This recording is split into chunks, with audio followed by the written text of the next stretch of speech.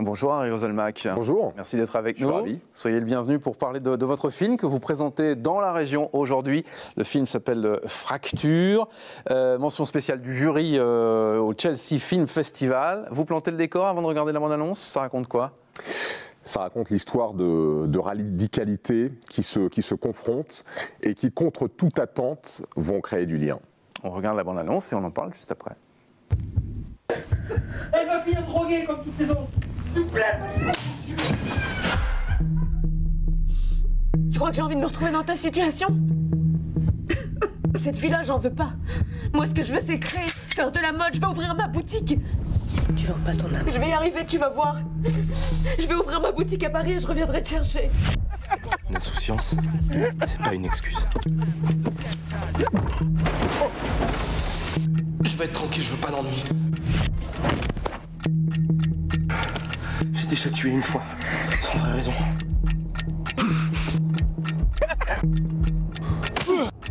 Je suis en train de vous dire que je pointe un putain de terroriste avec un flingue et vous me demandez de me calmer?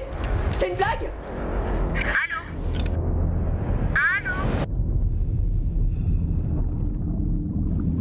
Fracture, un film réalisé donc par Harry Roselmack qui est disponible sur les plateformes de vidéo à la demande. Et puis en DVD, on va suivre en fait ces deux personnages que tout oppose pour le coup. Exactement, c'est les deux radicalités dont je parlais.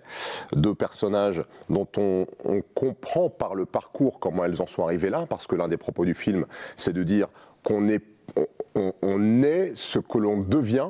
Il n'y a pas d'évidence à devenir, en l'occurrence, prostituée pour mon héroïne et djihadiste, en tout cas avec des intentions terroristes pour l'autre protagoniste du film.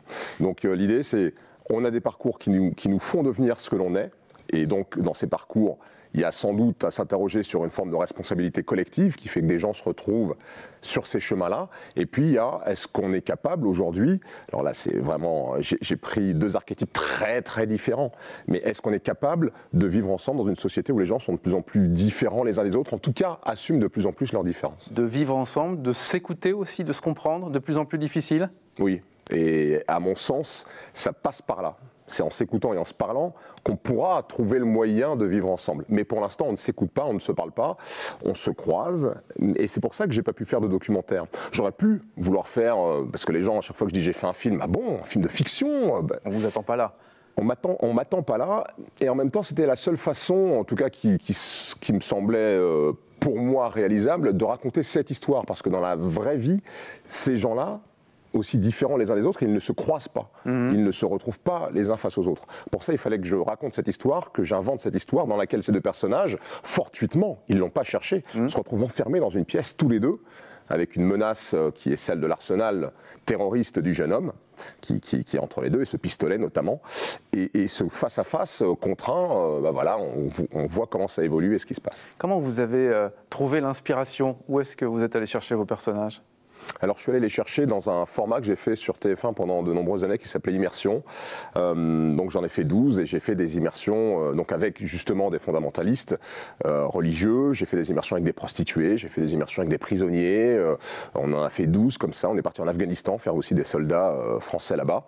Et toute cette matière, en fait, elle a nourri l'écriture du scénario. Tout est parti de là. Dans ce film, on va revenir après sur ce que vous racontez, c'est vraiment un thriller où on est pris vraiment dans la réalisation. Vous vous mettez à la place en fait des protagonistes. On passe parfois dans leur tête, on les entend, on les écoute, on sort de leur corps. Pourquoi ce parti pris de réalisation-là?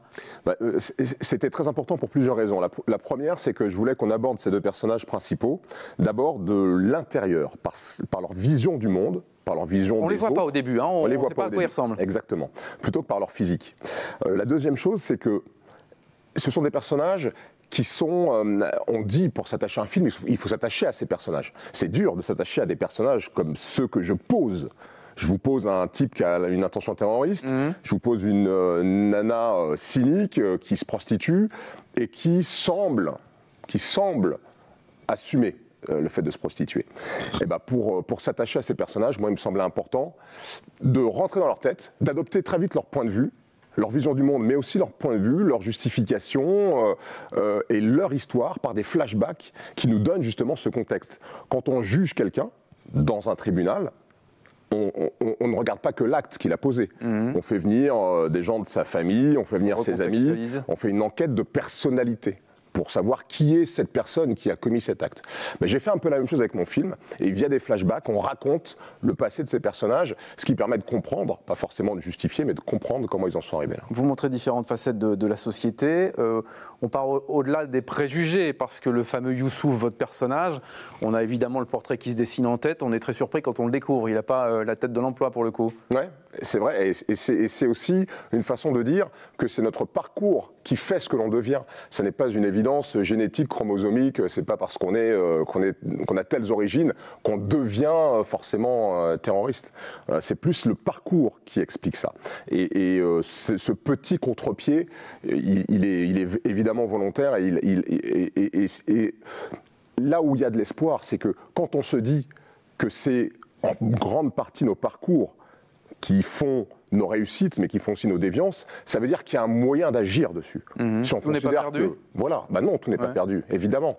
C'est pour ça qu'il faut continuer à parler, à se parler, à dire des choses, à poser des choses. Et c'est le rôle de l'art, et c'est le rôle du cinéma aussi, me semble-t-il, que de poser assez frontalement, comme je le fais, ce genre de débat, en sachant que le film n'est pas du tout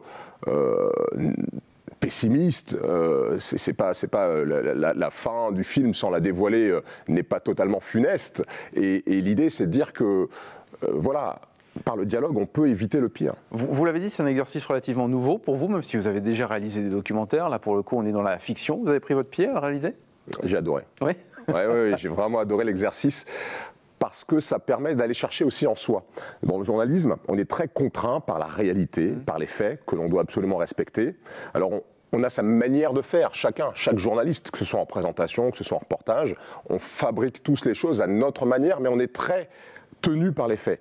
Là, dans l'art, dans le cinéma, dans la création, on a une réalité qu'on veut dépeindre ou qu'on veut éclairer d'une certaine façon, mais on y met ce qu'on veut dedans. Et ça, c'est génial. Quels sont les retours que vous avez jusqu'à présent ? Il y a eu des projections avec du public dans la salle, toujours un moment un petit peu difficile pour un réalisateur. Que vous disent les gens ? Ah oui, c'est vrai que c'est un moment d'autant plus difficile qu'un projet de film, c'est un projet très intime qu'on expose à beaucoup de monde. Moi, on me parle beaucoup, et c'est normal, on parle beaucoup du 20h, encore, alors que je le fais plus depuis quelques années. Enfin, vous êtes juste avant en même temps. Pardon ? Vous êtes juste avant en même temps, le dimanche. Oui, c'est vrai. Donc on vous en parle encore un peu. Mais c'est vrai que l'exercice qui m'a demandé le plus de moi-même, dans tous les sens du terme, c'est cet exercice-là de faire un film. Et donc on est toujours un peu inquiet de la réaction du public, qui pour l'instant est vraiment bonne. Les gens sont souvent bousculés, mais c'est l'objectif et c'est assumé. Ils sont bousculés par le propos et par cette mise en scène, par cette vision subjective, qui n'est pas quelque chose qu'on a l'habitude de voir, mais qu'on a soigné et qui fonctionne bien. Et ils sont surtout très intéressés par les questions que ça pose. Merci beaucoup, Harry Roselmack, d'être venu. Le film s'appelle Fracture, sur les plateformes de VOD, puis en DVD. À très bientôt. À bientôt. Merci à vous.